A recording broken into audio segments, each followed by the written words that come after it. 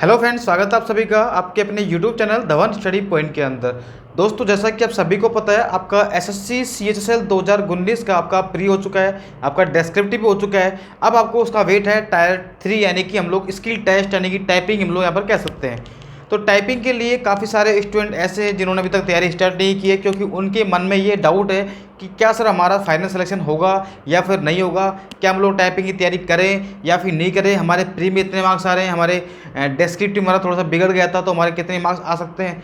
तो ये सारी बातें हम लोग यहाँ पर करेंगे डिस्कस, और आपको ये लास्ट में ये पता लग जाएगा कि आपको फाइनल तैयारी करनी चाहिए या फिर आपको अगले एग्जाम की भी तैयारी करनी चाहिए या नहीं करनी चाहिए। ठीक है, तो शुरू करते हैं हमारी वीडियो को। और अब तक अगर किसी स्टूडेंट ने चैनल को सब्सक्राइब नहीं किया है तो सब्सक्राइब जरूर कर लीजिए। मैं ये देखता हूँ कि मैं आपके लिए वीडियो भी बनाता हूँ, तो आप लोग बिना लाइक किए आप लोग वीडियो को चले जाते हो, तो कम से कम आप लोग आज की वीडियो को जो टारगेट है, कम से कम आप लोग 500 लाइक आपको करना है। ठीक है, आज की वीडियो को टारगेट है 500 लाइक आपको करना है। और उसके बाद में आपको, अगर आप टारगेट पूरा करते हो तो मैं डेफिनेटली आपके लिए बहुत सारी टाइपिंग के लिए वीडियो बनाऊंगा आपके लिए, और आप वो आपको लिए टाइपिंग में बहुत ज़्यादा हेल्प करेंगे आपके लिए। ठीक है, तो और उससे पहले मैं आपसे एक बात और कहूँगा कि आपको टाइपिंग में तो बिल्कुल भी डील नहीं देनी है आज की वीडियो को देखने के बाद में। ठीक है, देखिए एक बार।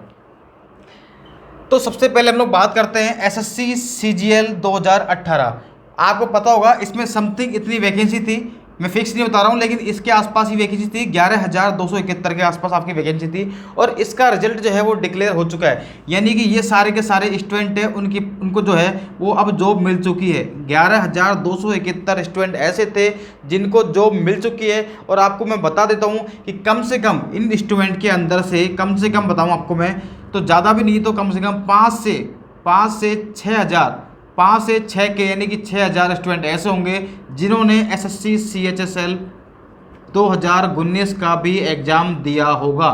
अब इसका मतलब ये नहीं है कि इनका सभी का सिलेक्शन हो गया होगा। ऐसा आप लोग कभी मत सोचना कि अगर उनका सीजीएल में हो गया है तो 10+2 में भी हो गया होगा। ठीक है, कई बार पेपर का वेरिएशन आने के कारण उनका भी माइंड अपसेट हो जाता है और वो पेपर कई बार ख़राब कर देते हैं सीजीएल क्रैक करने के बाद में भी। तो ये तो आप सोचना मत कि सीजीएल क्रैक कर लिया तो आपका 10+2 भी क्रैक हो जाएगा। मैं आपको काफ़ी सारे एग्जाम्पल ऐसे भी दे सकता हूँ जिन्होंने सीजीएल के अंदर टॉप किया है लेकिन उनसे एमटीएस भी नहीं निकला है, क्योंकि आपको पता है जितने छोटे एग्जाम उतने ही घपले ज़्यादा।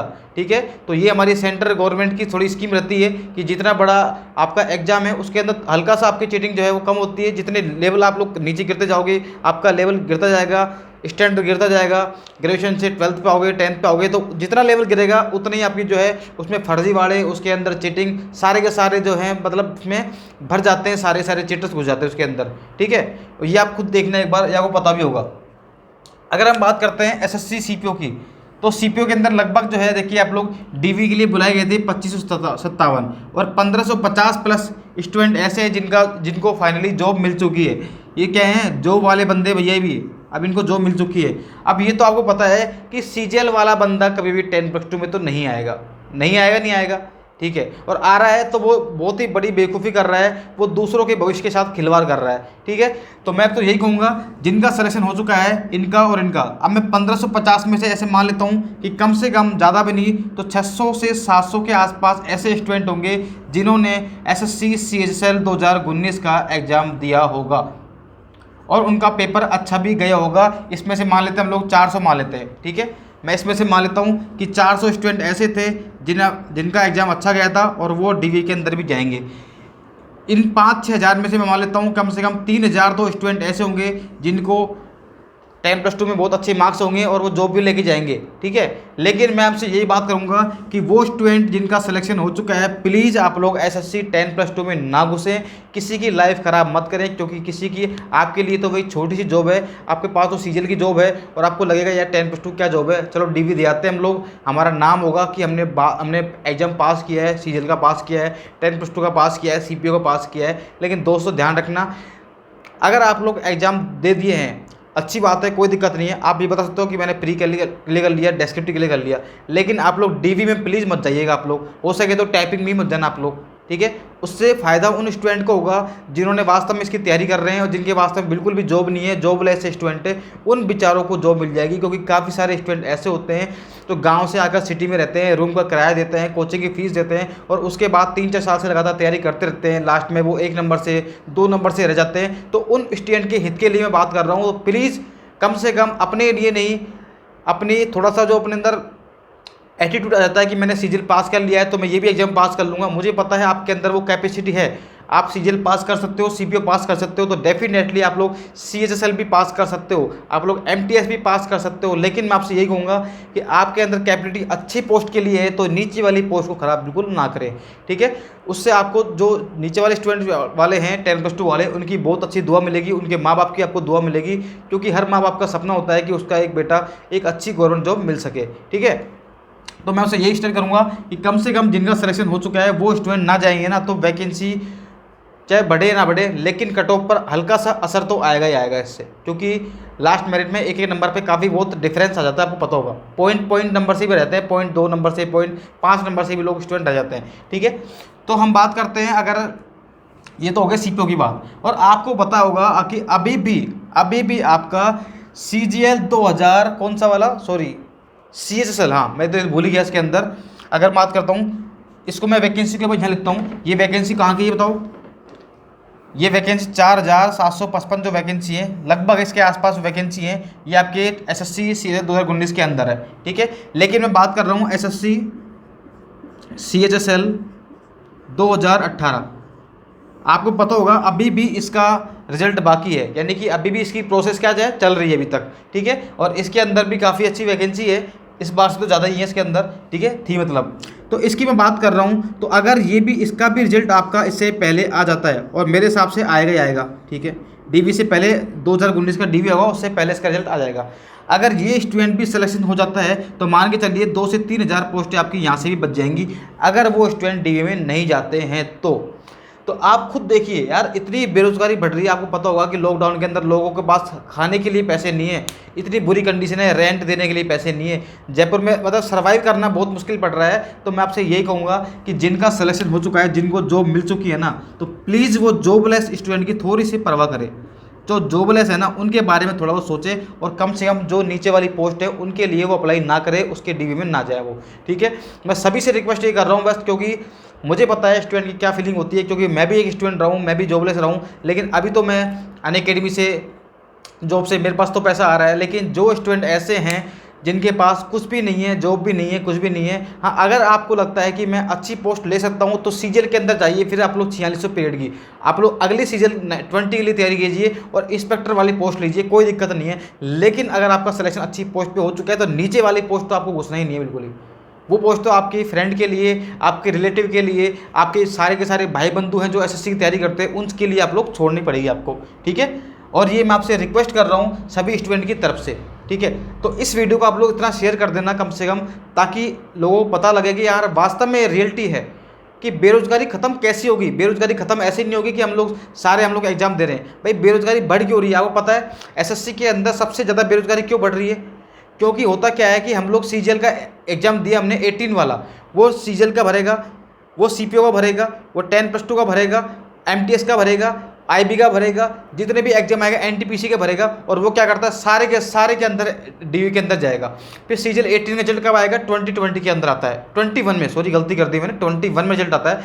और उससे पहले जितने भी एग्जाम होते हैं 4 साल के अंदर, 3 साल के अंदर, वो सारे के सारे वो एग्जाम देता है। फिर क्या करता है वो उसको वो वाली पोस्ट मिल जाती है 18 वाली, वो 19 वाले के अंदर भी सीट खराब करता है, 20 वाले के अंदर भी सीट खराब करता है, 21 वाले के अंदर भी सीट खराब करता है। ऐसे क्या होता है कि एक ही वैकेंसी बार बार फिल होती रहती है, और वो क्या करता है एक वैकेंसी के चक्कर में सारी वैकेंसी खराब हो जाती है, और जो जिनको सिलेक्शन होना होता है बेचारे वो 1 नंबर से 2 नंबर से रह जाते हैं। तो उन्हीं स्टूडेंट के लिए मैं तरफ से मैं आपसे रिक्वेस्ट कर रहा हूँ, प्लीज़ आप लोग इस बार आपको ऐसी गलती मत करना। जॉबलेस स्टूडेंट की इस बार जॉब मिलनी चाहिए, ये मुहिम हम लोग चला के रहेंगे, ठीक है। और इसके लिए मैं पर्सनल वीडियो और बनाऊंगा रिक्वेस्ट के लिए, अगर आप लोग सपोर्ट करोगे तो, ठीक है। चलो बढ़ते हैं हम अपनी वीडियो पर। तो अगर देखिए, अगर आपका 18 का रिजल्ट पहले आ जाता है तो इससे भी काफ़ी इफेक्ट पड़ेगा। तो मैं अब आपको बता रहा हूँ कि अभी आपकी जो प्री की जो कट ऑफ है, ये आपकी प्री की कट ऑफ गई थी, जनरल गई थी 159, ओबीसी की 156, एससी की 136, एसटी की 127, ईडब्ल्यूएस की 149। अब मैं आपको ये बता रहा हूँ कि अगर आपके कट ऑफ के आसपास मार्क्स है तो आपको डिस्क्रिप्ट में कितने मार्क्स लाने पड़ेंगे कि आपका फाइनल सिलेक्शन हो जाए, ठीक है। देखिए अगर हम बात करते हैं जनरल की, तो जनरल के अंदर अगर आप लोग 68 मार्क्स भी ले आते हो, कम से कम बता रहा हूँ, अगर आप कट ऑफ पर है तो, अगर आपके ज़्यादा मार्क्स है तो आपको टायर 3 है जो आपका डिस्क्रीट होगा उसमें आप लोग कम मार्क्स ला सकते हो, आपको रजिस्ट्रेशन मिल जाएगा। लेकिन अगर आपके कट ऑफ के आसपास मार्क्स है तो आपको इतने मार्क्स तो आपको लाने पड़ेंगे। अगर इनको जोड़ेंगे तो ये कम से कम 227 के आसपास, मैं लगभग बता रहा हूँ आपको 227 के आसपास जो है वो जनरल की कट ऑफ इस बार रहेगी। ठीक है, पहले ऐसा लग रहा था कि 230 से ऊपर जाएगी कट ऑफ, लेकिन आपका रिजल्ट आ चुका है तो कम से कम 2-3 नंबर का तो फर्क पड़ेगा। और हो सकता है कि ये नंबर जो है और भी लेस हो जाए अगर ये स्टूडेंट हेल्प करेंगे तो। ये जो सेलेक्टेड स्टूडेंट है ना, अगर ये हेल्प करेंगे ना तो मैं डेफिनेटली कर रहा हूँ, अगर ये रियलिटी में हेल्प करेंगे तो ये जो कट ऑफ है ना 227, ये 225 भी रह सकती है। लेकिन ये डिपेंड करेगा उन स्टूडेंट पर जो सिलेक्शन ले चुके हैं। ठीक है, उनको जॉब छोड़नी पड़ेगी, किसके लिए? अपने भाइयों के लिए, अपने रिलेटिव्स के लिए, अपने जितने भी एसएससी रेलवे वाले स्टूडेंट भाई बहन हैं उनके लिए छोड़नी पड़ेगी। ठीक है, अब बात करते हैं हम लोग ओबीसी की।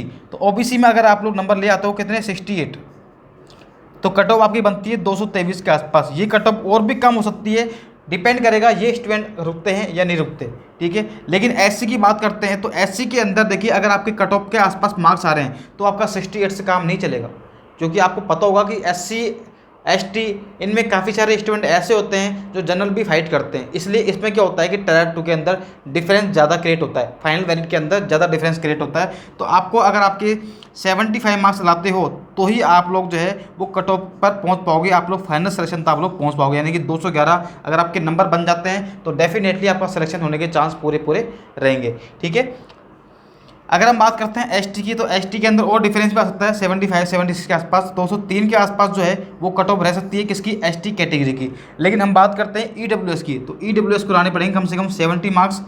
ठीक है, तो इनके बनते हैं फिर 219 के आसपास। तो ये आपकी जो कट ऑफ है वो रहने वाली है। अगर आप लोग टायर 2 आप लोगों ने दिया है तो इतने मार्क्स तो आपको लाने पड़ेंगे।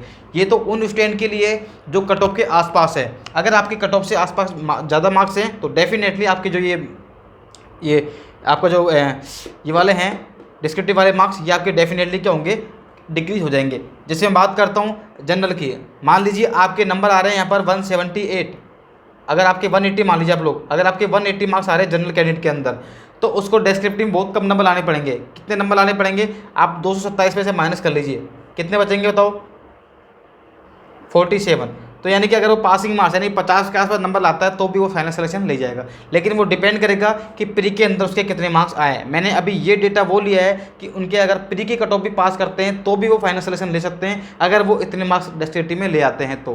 ठीक है, और अब काफ़ी सारे स्टूडेंट का ये मन में है कि हमारे प्री के अंदर हमारा जो पेपर हुआ था डेस्क्रिप्टिव, उसके नंबर पेपर बिगड़ गया था, हमने थोड़ा सा उसमें ये गलती कर दी, हमने थोड़ा सा उसे रिटर्न नहीं लिखा, हमने थोड़ा अलग लिख दिया, तो क्या हमें फेल कर देंगे? दोस्तों फेल बिल्कुल नहीं करते हैं। फेल आपको एक ही कंडीशन में करते हैं, जब आप लोग क्या करते हो, कोई भी एड्रेस लिखते हो, कोई भी ऐसी सूचना लिखते हो, कोई भी नाम लिखते हो, ऐसी गलती करने पर ही आप लोग यहाँ पर फेल किए जाते हो। उसके अलावा आपको कोई फेल नहीं करता है। ठीक है, यानी कि यूएफएम आपका तभी लगेगा जब आप लोग ऐसी गलती करोगे, आप लोग फालतू में ऐसी कोई इन्फॉर्मेशन लिख दोगे जिससे उन्हें लगा कि ये इसकी कोई पर्सनल इन्फॉर्मेशन हो सकती है। ठीक है, बाकी वो किसी को फेल नहीं करते हैं। हाँ, ये हो सकता है कि आपके मान लीजिए जहाँ पर आपने 60 नंबर आने चाहिए लेकिन आपने टॉपिक से हटके आपने कुछ लिख दिया तो आपको वो 55 दे देगा, 5 नंबर आपका काट लेगा।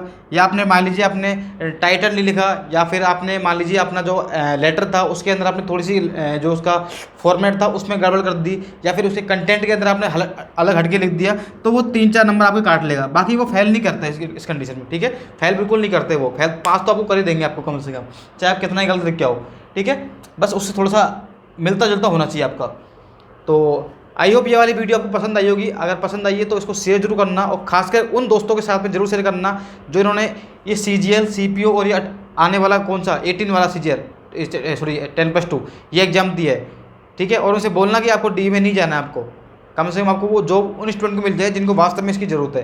ठीक है, तो मिलते हैं अगली वीडियो में, तब तक के लिए bye bye. Okay, thanks for watching.